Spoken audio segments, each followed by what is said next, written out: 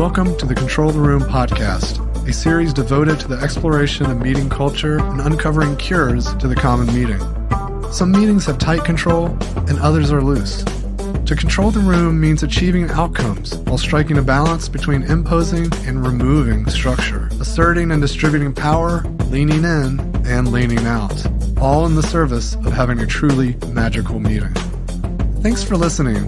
If you'd like to join us live for a session sometime, you can join our weekly Control the Room Facilitation Lab.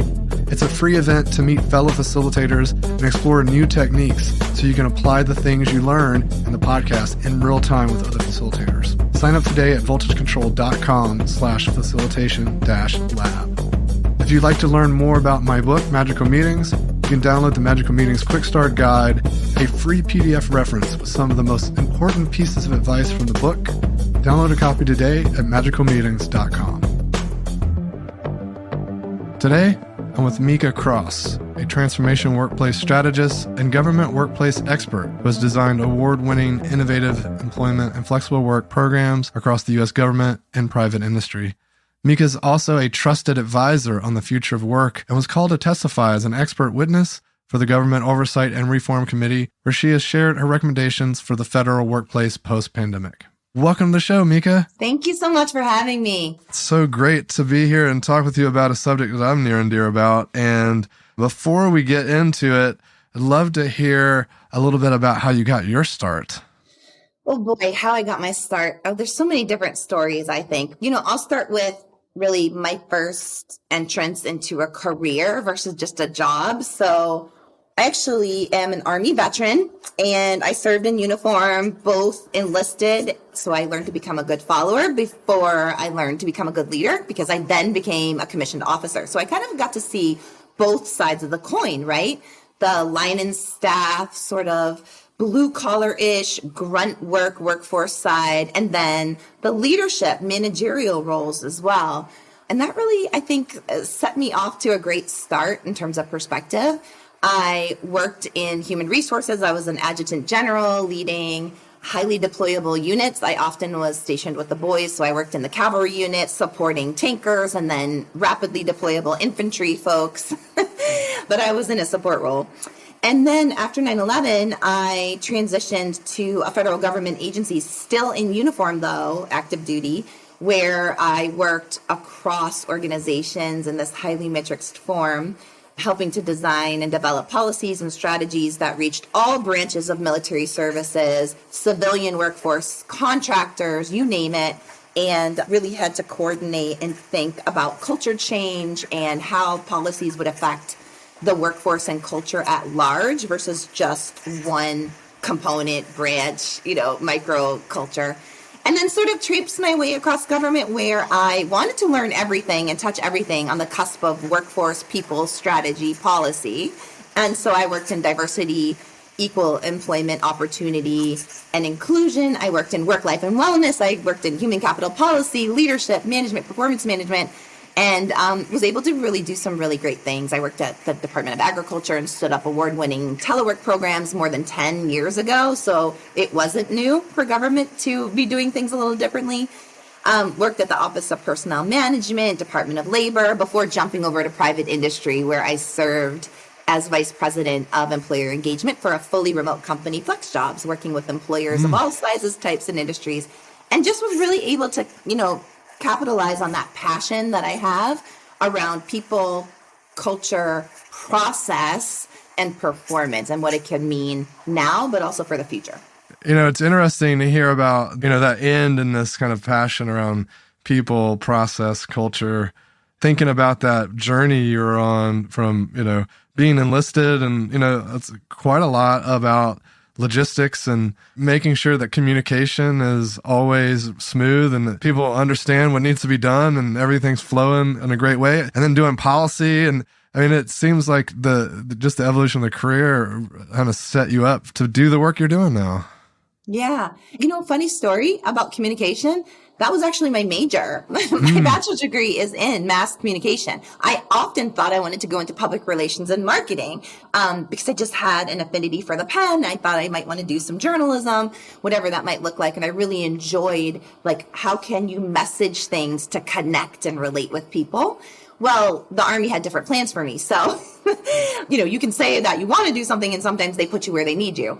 And so I had to learn logistics, budget, personnel and all of those things. But at my core, I was an adjutant general, which is like your HR director for a unit or organization.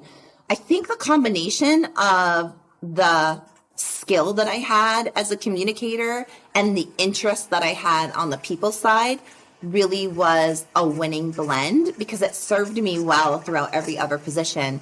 And some jobs I even had were communications directors within a human capital or human resources component. So if you can imagine the magic that happens when you're being able to translate and communicate with a workforce around the policies in a way that they can understand how to apply them and use them, it really is a great blend. So yeah. So that's really fascinating, this idea, the Army had different plans.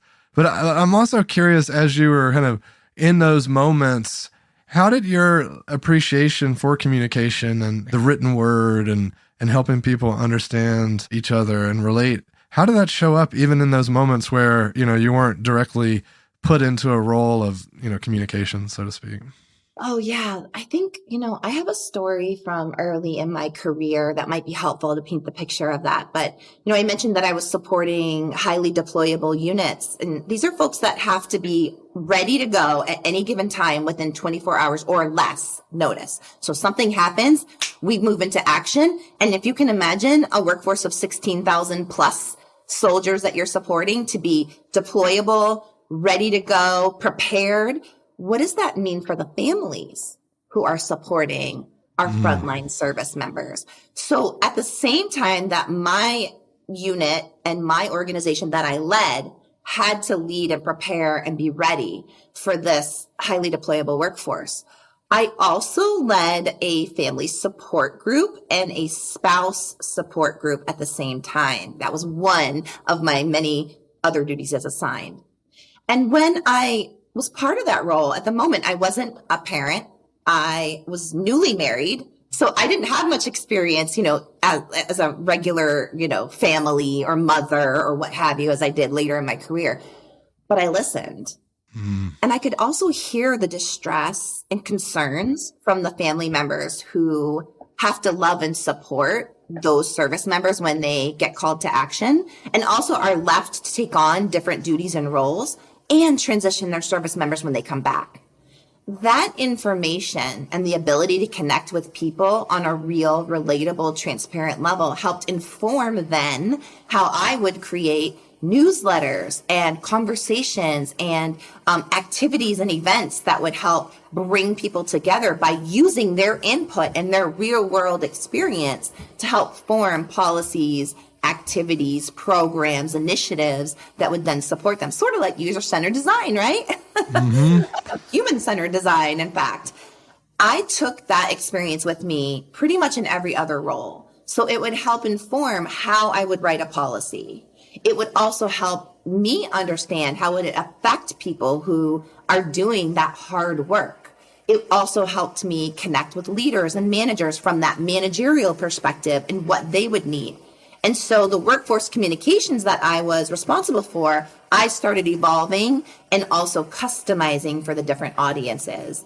I also found that there is power in the pen when you're talking about being able to have ownership of how policies are written. So when I went into the intelligence community and I was updating all of these antiquated policies in a top secret environment that, had to be implemented in different ways, I raised my hand to volunteer for that project because I wanted to learn the policies, but I also took the opportunity to just change little wordsmith, changes in how the policies were written. If you can imagine a highly bureaucratic government agency. So it would say, employees must not request XYZ. I switched the language to say, employees may request XYZ. I would make it more plain language and more in a positive, active voice than passive, and in a way where it almost empowered both the workers and the supervisors to be able to make those really important decisions rather than get buried in that bureaucratic language that is really hard to decipher. And I started seeing the impacts of that. In addition to the marketing, the outreach, newsletters, conversations, town halls, you name it. So I really got jazzed about that and took those experiences with me in every role that I've ever had. I love that. This idea of like shaping the language so it draws people in. Yeah, because sometimes they are complex. I mean, some of the HR policies, even in private industry, they're written in tax law and, the compliance and, requirements that managers have to uphold. Think about your performance management policies. Oh my goodness. But if we write them in a more relatable way, still conveying the parameters and guardrails that people have to follow and stay within, you are almost empowering them to take control over what they are in control over. So even if it's a small team or those decisions, those micro decisions in the organization, and you can really start affecting culture change even on a small scale by starting there with the policies. It even makes me think how humor can be so powerful. Yet oftentimes these documents, since they have legal ramifications and they're regulations at some level, but I think that there's an opportunity for people to maybe embrace a little bit more creativity, a little bit more fun in some points, because some things have less risk than other things. True. Very true. And I think people at the end of the day want to feel like they have a voice and that their leadership cares. It doesn't have to mean that you're responsive and taking action on every last suggestion, idea, or recommendation that you get. But it does take skill and effort and some investment in opening the doors to building that culture where people feel safe to voice their preferences, suggestions, ideas, concerns, and feedback. And you, as leaders of an organization, to be responsive to that. You could say, hey, we've heard your feedback. Based on your feedback, because of your feedback, we've done X, Y, or Z. Or we've considered your feedback and we did take it to this level of the organization.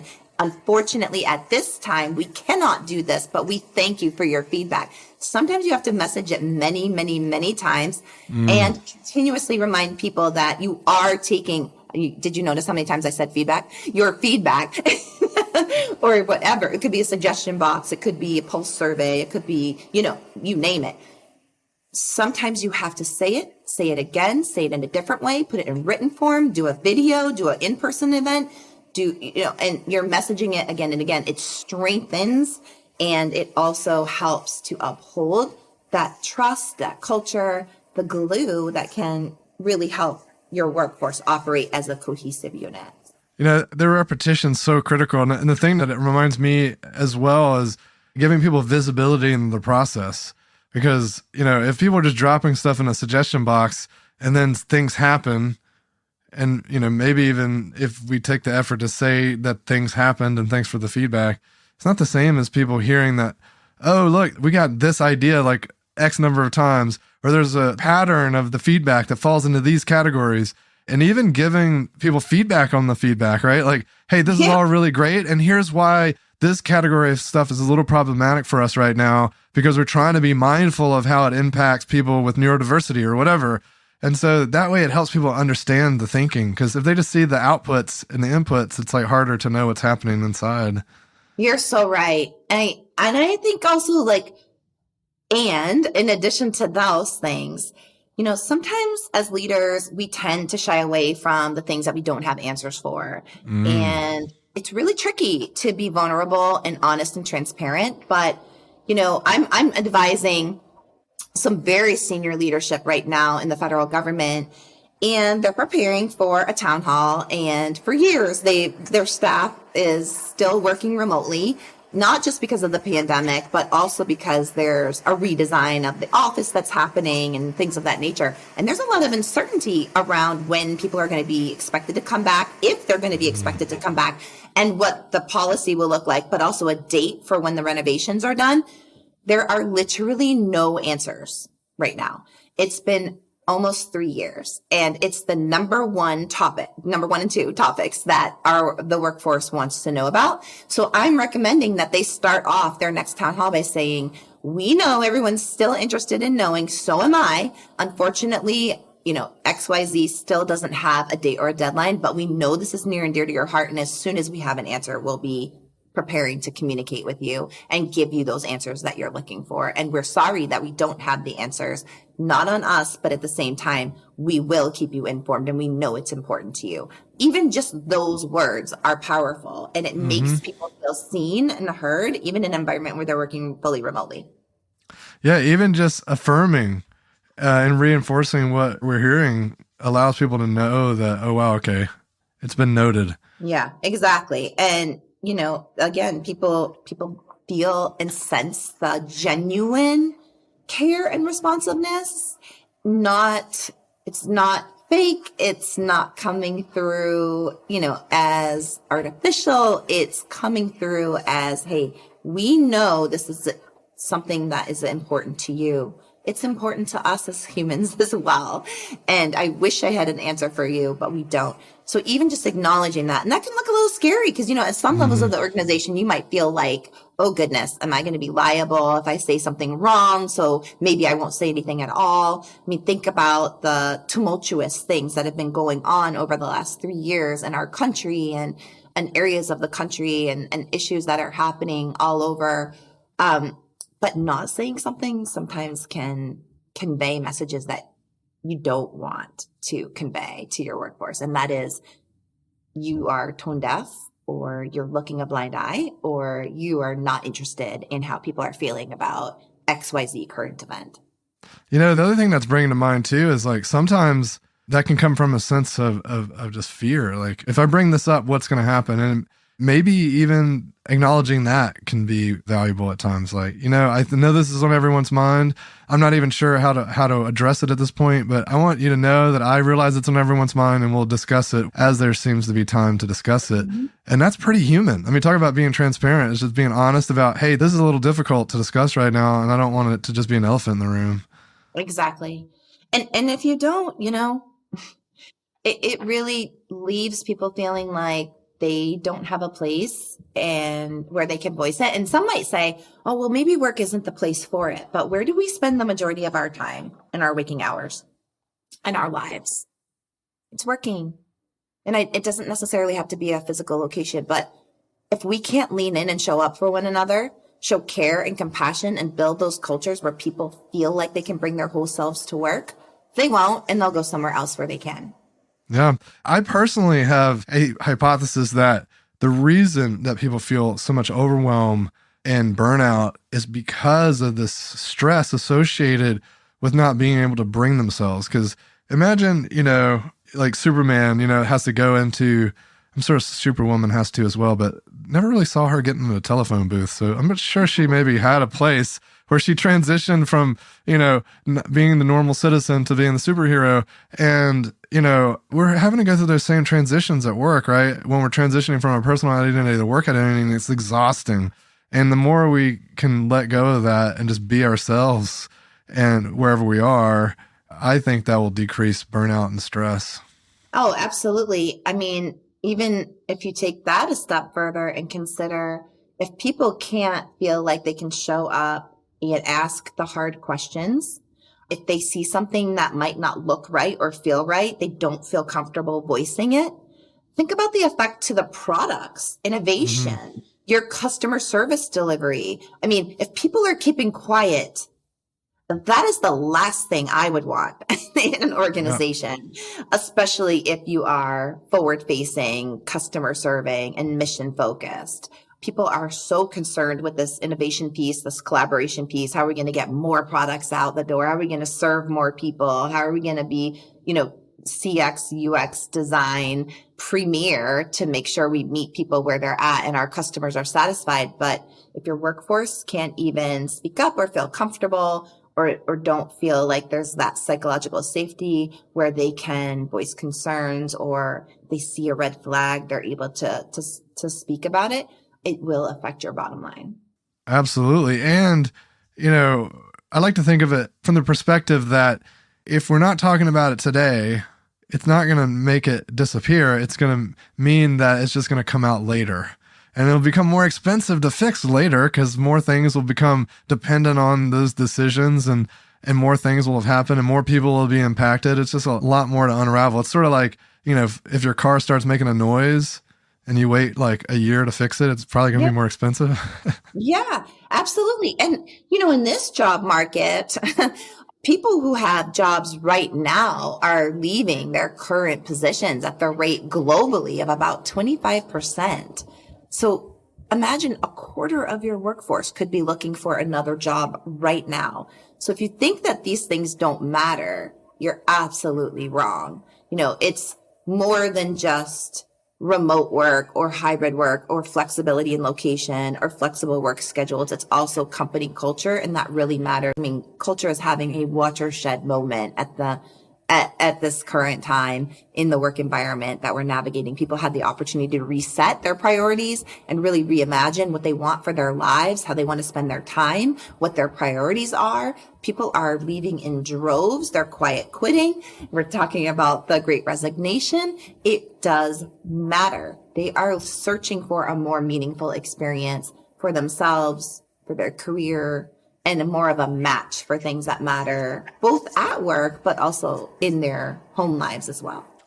That echoes with something you were telling me in the pre-show chat, which was this need for kind of purpose and the reasons for gathering. And I think that echoes up to the need for purpose as an organization. Like, why are we here and how can we make a difference? Yeah, absolutely. And I think, to our communication conversation, the more we can equip leaders and managers of our workforce with the right talking points and messaging, but also tactics and how we reward, how we recognize, how we offer performance feedback and tie it back to the reason, the big why, right? Simon Sinek. What is your why? Why are we investing all of our waking hours during the day, or the majority of them, to this purpose? What does it matter? They often say in the federal government, NASA lands at the top of the list of the best workplaces in the federal government nearly every year, right? And so there's the story that just says, you could walk into the halls of NASA in any one of their facility locations and ask the janitor, what is your purpose? What is your mission? Why are you here? And he or she might turn to you and say, I'm here to put people on the moon and to explore space. So the more we can translate your everyday task-oriented activities, work performance, team-based, collaboration and work, and how that ties into what matters most to us in our organization and our values. And again, remember that message, repeat in different ways. The more people feel connected in that sense of purpose, people want to do a good job. The majority of folks want to feel like they're making a difference in their work. Look at the frontline healthcare workers in this country. And they were able to sacrifice their own needs, their families' needs during the pandemic, and show up for those who needed them. Now they're faced with the rate of burnout higher than any other industry or occupation. And it's really going to spill over into how we are able to care for those in our country.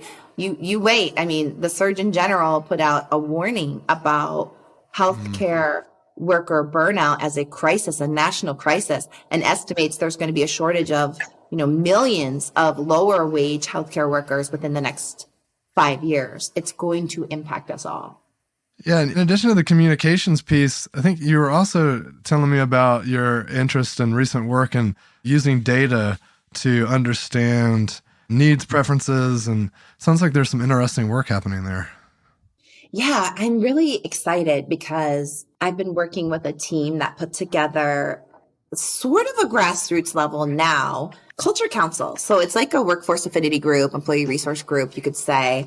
But it's really focused on culture rather. And so they call it the Culture Council, and it's really evolving and taking legs in terms of growing legs rather, in terms of impact and people taking on areas and challenges and opportunities around culture, engagement, workforce experience, and all of those beautiful things, but they're taking an active role. So now this council is serving as an advisor, advisory committee sort of internally for senior leaders to hear what people want, how they want, and also listen to some recommendations.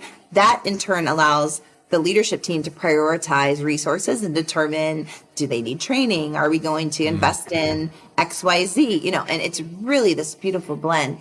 Well, one of the things they put together was a little survey, and people can feel sometimes, survey fatigue after too much of it, but the workforce created a survey for itself, collected nearly 50% of the workforce insights on this small survey, and came back with recommendations, especially as it relates to back to office and return to office strategies for being together again.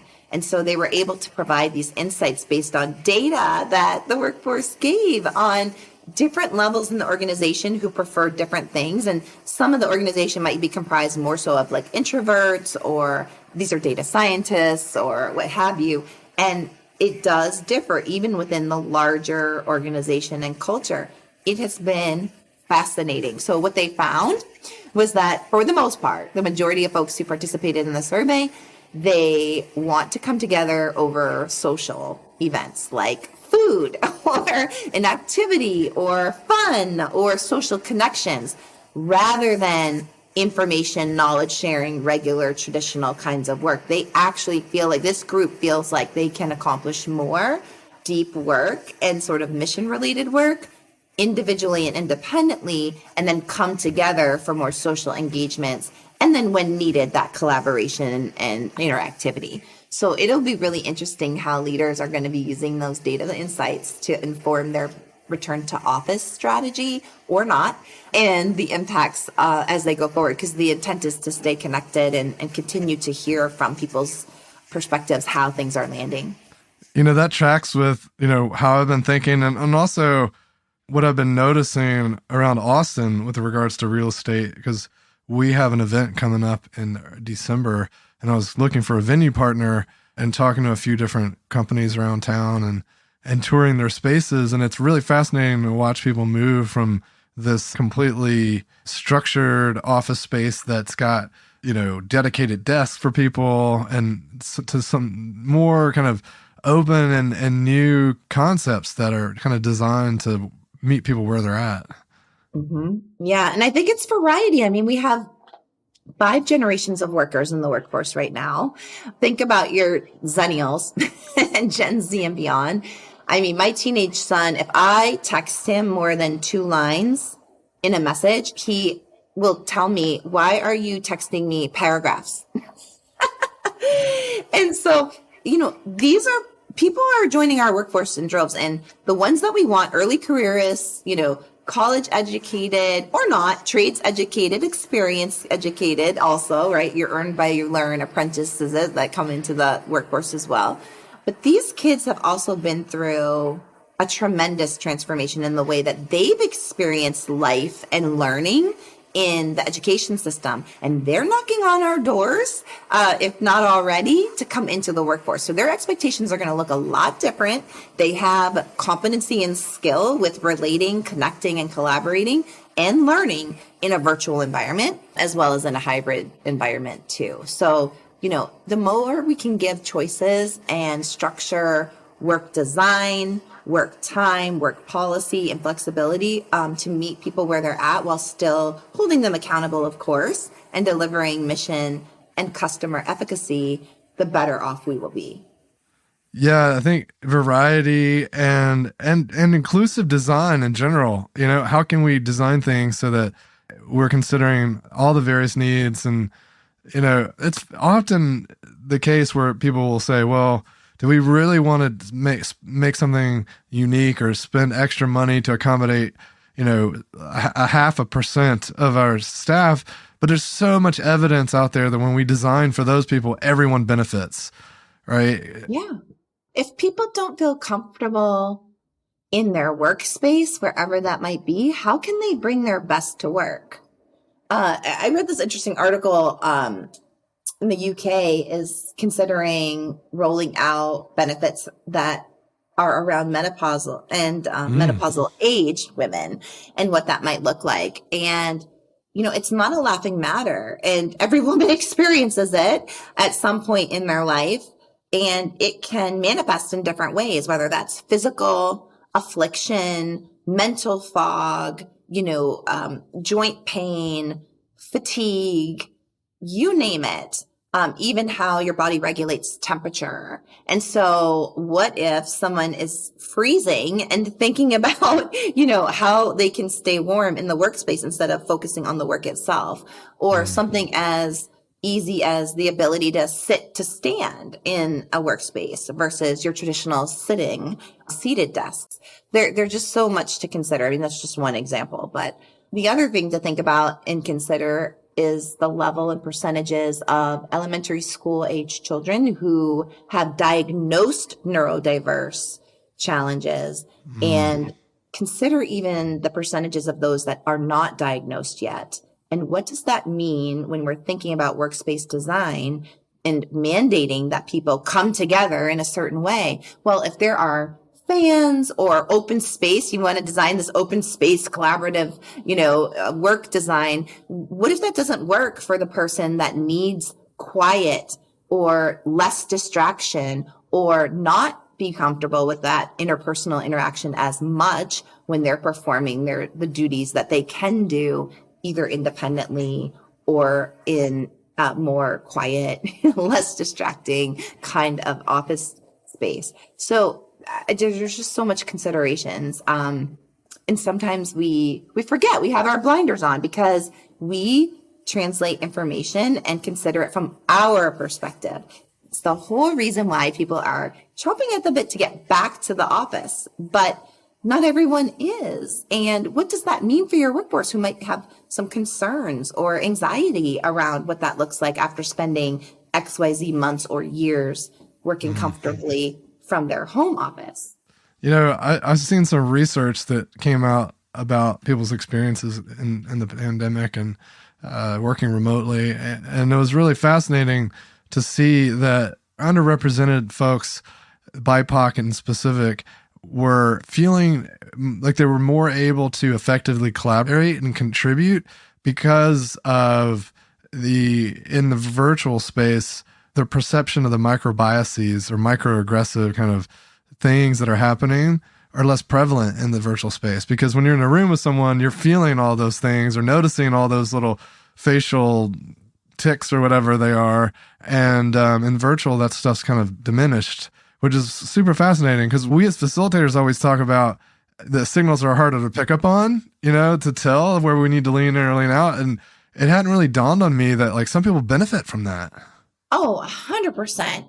I'm really glad you brought up that data and what the findings are. In fact, I read a recent SHRM article and also some research done by the Future Forum out of Slack. And those findings substantiated exactly what you're saying, that traditionally underrepresented folks and women that are BIPOC and also, LGBTQIA and other demographics, parents, caregivers, you name it. It kind of leveled the playing field when shifting to this remote virtual workspace where people didn't have to feel like they were being judged or that they were having to experience bias or those microaggressions based on their race, their ethnicity, their religious observations, the fact they have to leave to go pick up their kid or what have you, or other issues. And so that research is very powerful to consider when you're looking at your new future of work strategy and how you might consider meeting people where they're at and offering choice and preference and different ways of being flexible. Not even just location, but, also work schedule flexibility, shift work, and things of that nature.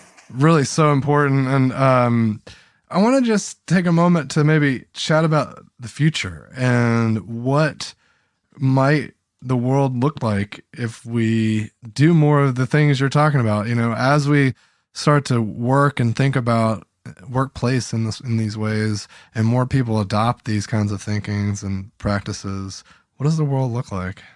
Well, I think it's a world of opportunity, if I may say so. We are in the midst really of this once in a generation transformation to the way that we're working. And if we don't take advantage of that opportunity to do things differently, and also, I mentioned like test and assess, right?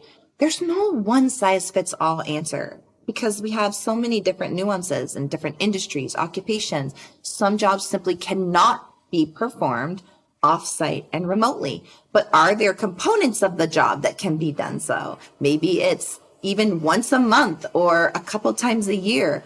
Thinking about emergency preparedness, since we are at the tail end of Emergency Preparedness Month in September.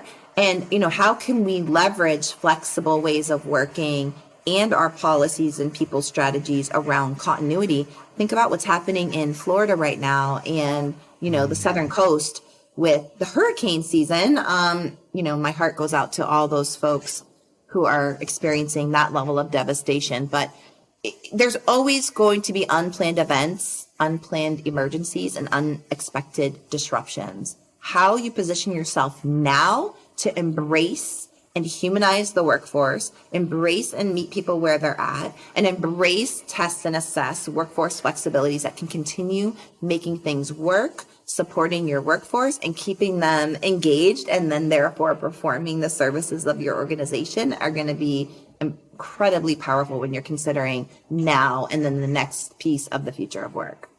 Amazing. Well, I think to me the net is we have the power to create the future, and we should be doing it one question at a time, listening to the people that we're around and we're working with. Yeah, absolutely. It starts right now, and what we do matters, and we can recalibrate and reshift where needed and pivot where needed. We've proven that, haven't we? So I would say be fearless. Invite your workforce to be a part of that change. It doesn't mean you have to act on every piece of it, but it does mean you have to create a culture where people feel heard and respected and where they feel valued enough to be a part of those conversations. And then again, look at the data and test and assess. So those are my 2 cents. Awesome. And I want to give you an opportunity to leave our listeners with a final thought as we wrap up here today.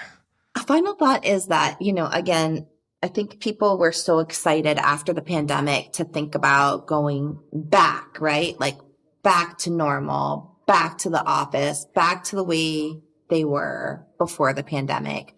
But we have changed. We have changed as people and humans. We have changed as family members, friends, community members, and our workforce and workplaces have also changed.